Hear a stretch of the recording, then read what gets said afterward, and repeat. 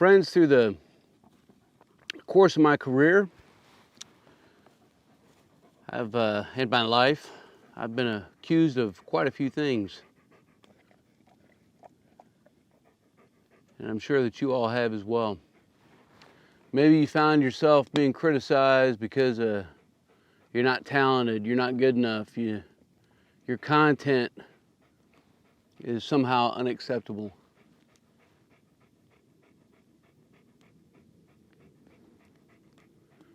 I don't think that any of us are immune to these types of criticisms. But certainly my flask has become overflowing, especially these last 6 months or so, of continued assaults and whatever. And this kind of conversation that I want to share with you, and I'm looking forward to your thoughts down in the comments below about virtues, about ethics, about values, beliefs. Certainly doesn't do my channel a lick of good, because I'm sure it confuses YouTube. And YouTube is a great platform. Like I'm extremely humbled and blessed by the opportunities that I found myself here with, not only being able to share some craft with a larger audience, but being able to connect with so many. Whether it's in the comments, whether it's been via email, messenger, phone call. I have truly grown as a person who's trying to make content, as well as just what makes me a person on the inside, right? I feel that I've grown quite a bit.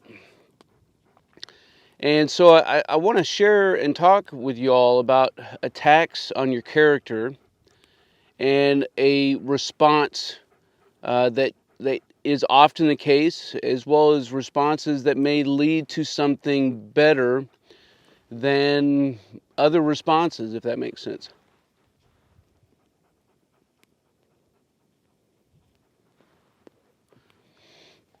You see, I think these types of attacks come from two different levels, or two different forms, two different types of groups of people, if you will. One is where you have no affiliation with the person, right? There's no personal connection, if you will. Not necessarily anonymous, but if somebody drops a negative comment to a video, like I don't know this person, so it's too easy to read it and forget it. Or if it was something that was constructive in nature, to take it and to apply it where that makes sense.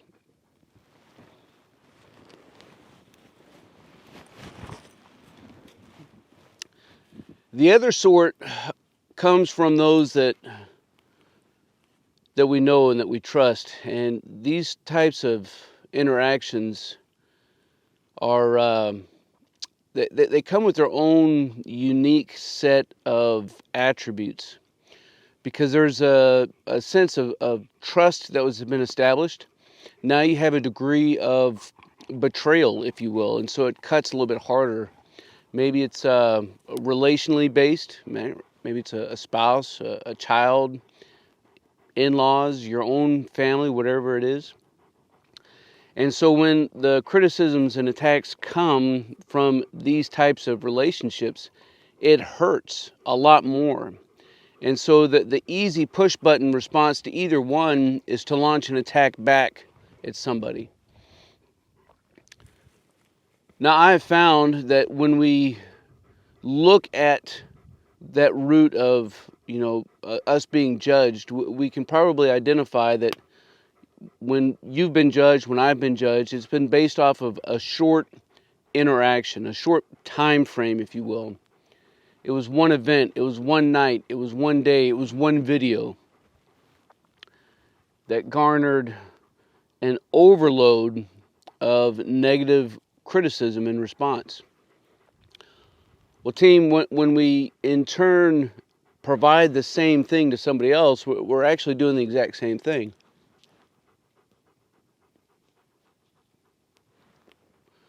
We're taking an individual moment in time and laying judgment on somebody else. Now, I'm not going to sit here and tell you that you should always be quiet regardless of the circumstance or the scenario, because some stories demand action. But I think we should be slower in our response, especially in things that ultimately don't matter, right? If something doesn't matter at the end of the day, if in 5, 10, 15, 20 years from now, if in 5 minutes from now, you're going to forget that interaction, then it may be better for your own mental health to not respond.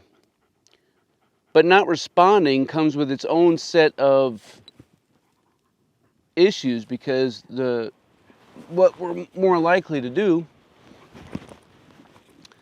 is to respond to friends via text or email, or publish another video and not use somebody's name as if that's makes it any better, or keep these negative thoughts in our head, right? If you are personally attacking somebody in your own heart, you may as well be saying it out loud. There is no difference. In fact, some ancient writings would tell you that it's just as bad, because what is there is still there. Those seeds are still inside of you, and if we don't deal with those, then it can come up and change who we are or who we want to be.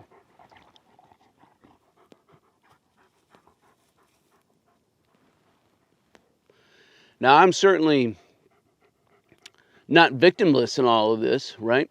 I have had my own moments in time where I've attacked somebody else's character based off of a short interaction with somebody. I have used Signal and text messaging and one-on-one interactions with people that I trust. And sometimes that's a healthy thing to do, right? To try to process an experience, to try to help make sense of it. And so you go to those that you have confidence with, and you try to work through these things. But if it becomes more than that, then you're laying a foundation for your own character to become guilty of the very things that you are concerned about somebody else's character.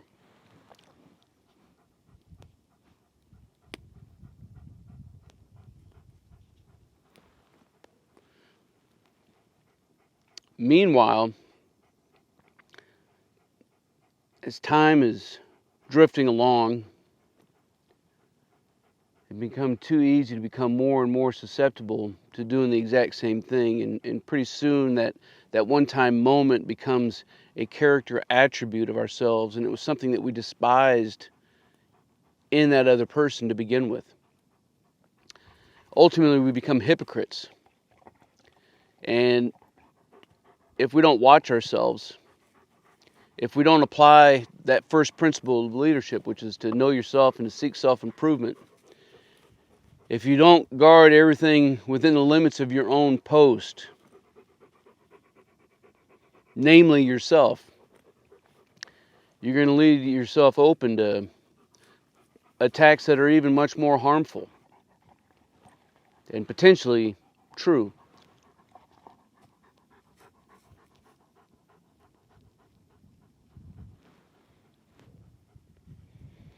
It's quite the thing, this wrestling with who we are and who other people are and who we think that they are and who we think that we are and who they think that we are. It's not always the easiest thing to do. But again, I found that if you have people that you trust and that you love, Riggs is my number one compadre.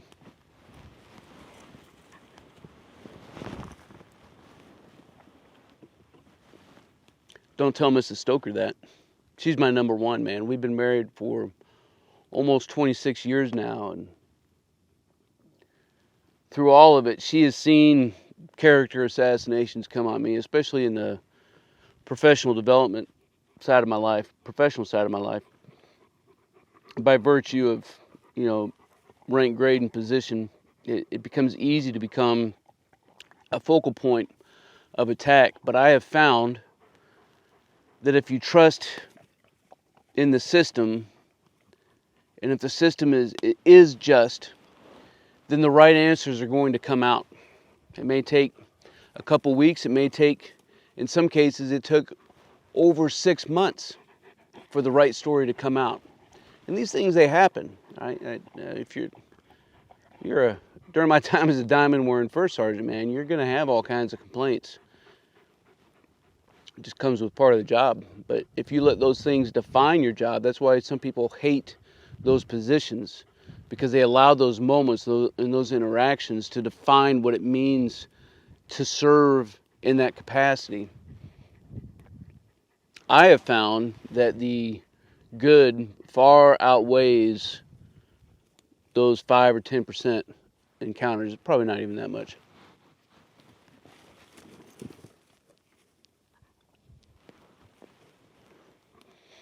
And as I get ready for the next chapter of my life, it's going to be interesting to see, what comes of it. I'm certainly looking forward to it. I'm looking forward to the future of this channel, as we've already started to see a little bit different dynamic in last week's video, and we're going to see some different, kind of the same thing continuing the next few weeks, and it's going to culminate in a short film, if you will, that I'm kind of stoked about. So we'll kind of see how that plays out. And I don't know if I can continue that same format or not, but it'll be kind of interesting to see.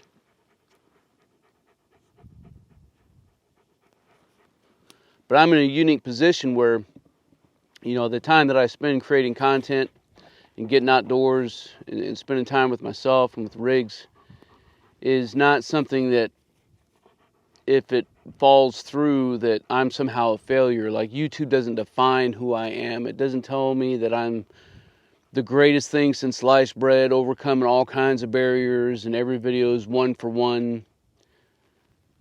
But it also can't define those lessons learned, those failures, if you will. Like, it can't tell me that I'm not doing something that is good, because my feedback comes from you.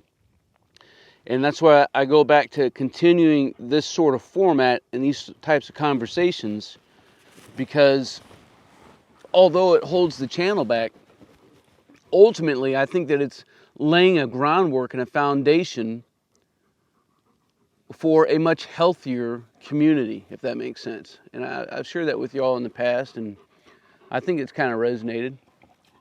I'd certainly rather have, 40,000 followers, subscribers, whatever. I don't think anybody's following me. I'd rather have 40,000 people tuning in to this channel to see some stuff, to learn some stuff, to share some stuff, and have that community be uplifting and encouraging one another, as I see so many times, not only to myself, but to people who comment within the comments about and to other people. I'd rather have those 40,000 subscribers in a positive community than have, 1 million subscribers and have it be filled with just negativity and bias and disdain and disgust towards you all who are spending time watching the channel, or to be spewing out, hatred to the platform, which gives us all the opportunity to be able to share in this experience, or to complain about, other channels.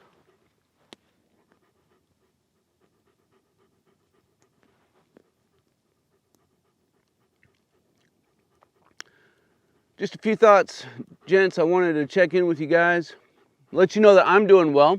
I'm doing extremely well. Time is a weird thing for me right now, because I don't, have hard set dates that I'm working towards. But I have a good group of support, and of course I got rigs, and I got Mrs. Stoker by my side, so there's not much that I can't do. And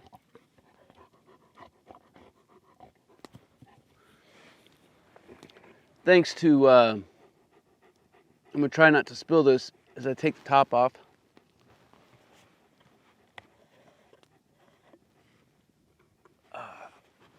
Because it is dang sure full.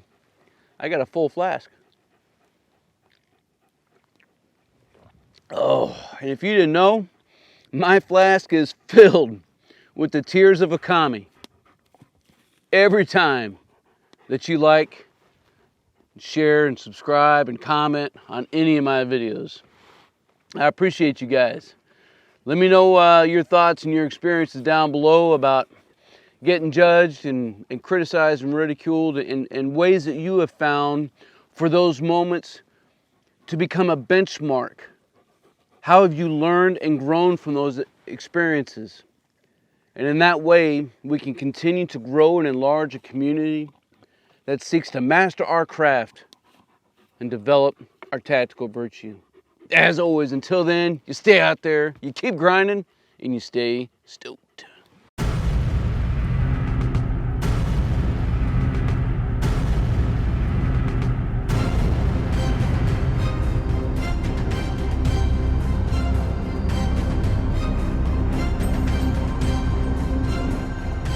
Stand by to cover. Stand by.